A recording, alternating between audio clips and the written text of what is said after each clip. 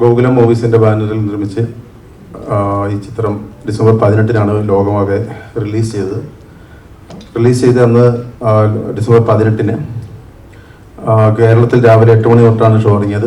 വിദേശ രാജ്യങ്ങളിൽ ഈവനിങ് തൊട്ടാണ് അന്ന് ഷോ നടത്തിയത്.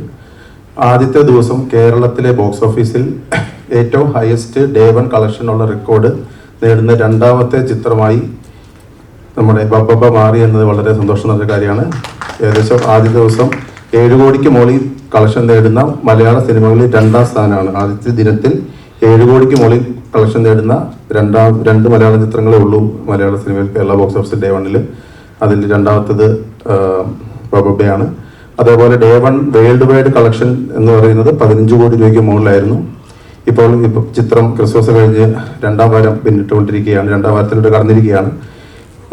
ഇപ്പോൾ മലയാള സിനിമയിൽ തന്നെ ഫാസ്റ്റസ്റ്റ് 50 കോടി ക്ലബിലേക്ക് എത്തുന്ന ചിത്രങ്ങളിൽ ആദ്യത്തെ 10 എണ്ണത്തിൽ ഇടം നേടുവാൻ ബബ്ബ പോവുകയാണ്. 50 കോടി ക്ലബിലേക്ക് കടക്കുകയാണ് ഈ അവസരത്തിൽ.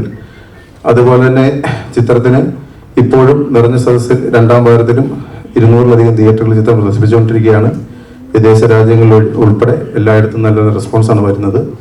അപ്പോൾ ചിത്രത്തിൻ്റെ ഈ ഒരു സക്സസ്സിന് നിങ്ങളെവരുടെയും മീഡിയ ഭാഗത്തു നിന്ന് കിട്ടിയ സപ്പോർട്ടിന് ഒരു നന്ദി കൂടി ഈ അവസരത്തിൽ രേഖപ്പെടുത്തുന്നു.